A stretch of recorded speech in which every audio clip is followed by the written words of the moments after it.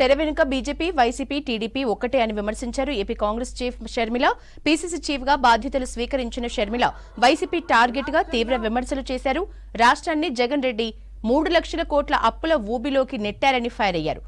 రాష్ట్రానికి ప్రత్యేక హోదా రాకపోవటానికి కారణం చంద్రబాబు, జగనే అన్నారు. 10 ఏళ్లలో రాష్ట్రానికి ఒక్క కొత్త పరిశ్రమ అయినా తీసుకొచ్చారా అని నిలదీశారు. 3 రాజధానులన్నారు, కనీసం ఒక్క రాజధానైనా కట్టారా అని నిలదీశారు. ఏపీలో ఎక్కడ చూసినా ఇసుక, మైనింగ్ మాఫియా రాజ్యమేలుతోందని ఆరోపించారు. బీజేపీ దోస్తీ కోసం పోలవరాన్ని తాకట్టు పెట్టారని మండిపడ్డారు షర్మిల. ఈ సందర్భంగా షర్మిల సమక్షంలో కాంగ్రెస్ లో చేరారు ఆళ్ల రామకృష్ణారెడ్డి.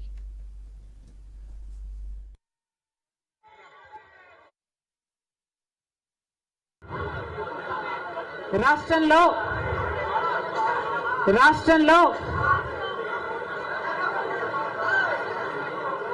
అభివృద్ధి జరిగిందా అంటే ఏమిటి సమాధానం?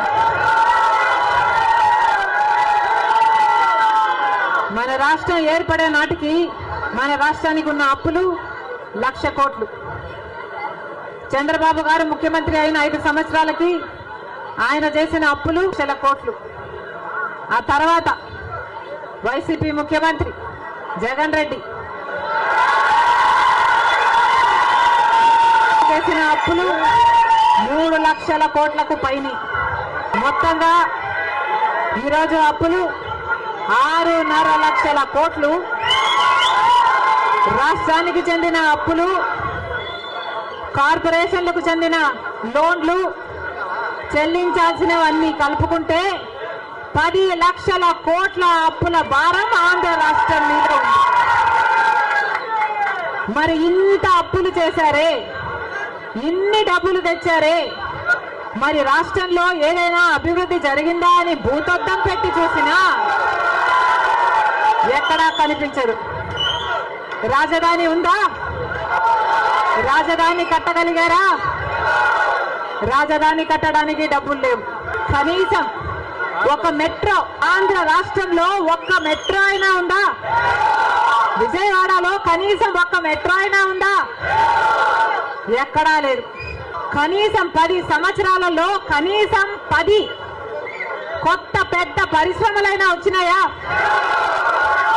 రాలేదు.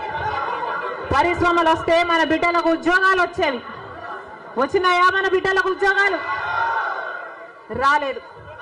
కనీసము రోడ్లు వేసుకోవడానికి కూడా డబ్బులు లేవు ఆంధ్ర రాష్ట్రంలో. కనీసం ప్రభుత్వ ఉద్యోగస్తులకు జీతాలైనా సమయానికి ఇస్తున్నారా? దానికైనా డబ్బులున్నాయా? దానికి కూడా డబ్బులు లేవు. దేనికి డబ్బులు లేవు. అభివృద్ధి జరగలేదు. కానీ దళితుల మీద జరిగే దాడులు మాత్రం 100కు 100% పెరిగాయి. ఎక్కడ చూసినా ఇసుక మాఫియా, ఎక్కడ చూసినా లిక్కర్ మాఫియా, ఎక్కడ చూసినా మైనింగ్ మాఫియా, ఎక్కడ చూసినా దోచుకోవడం, దాచుకోవడం. కానీ 10 సంవత్సరాలైనా స్పెషల్ స్టేటస్ మాత్రం ఆంధ్ర రాష్ట్రానికి రాలేదు అనడం కంటే పాలకులు తేలేకపోయారు అంటాము కరెక్ట్. ఉత్తరాఖండ్ లో స్పెషల్ స్టేటస్ వస్తే 2,000 కోట్ల పరిశ్రమల స్థాపన జరిగింది.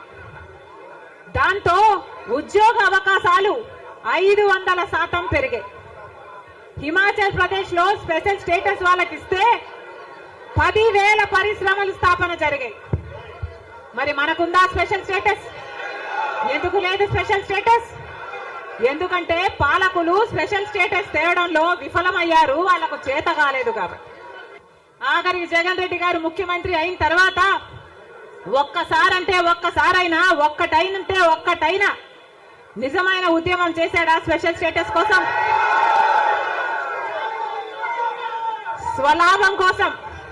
స్వలాభం కోసం రాష్ట్ర ప్రయోజనాలను తాకట్టు పెట్టింది వైసీపీ. ఈరోజు మనకు స్పెషల్ స్టేటస్ లేదు కదా, కనీసం ఒక ప్యాకేజ్ కూడా లేదు.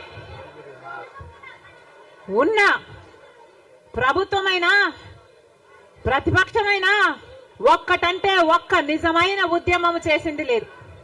ఈ రోజు మనకు స్పెషల్ స్టేటస్ లేదు అంటే ఆ పాపం ముమ్మాటికి చంద్రబాబు గారిది, ముమ్మాటికి జగన్ రెడ్డి గారిది. స్వలాభం కోసం ఇద్దరు ప్రజల ప్రయోజనాలను తాకట్టు పెట్టారు. టీడీపీ అంతే, వైసీపీ అంతే, దొందే.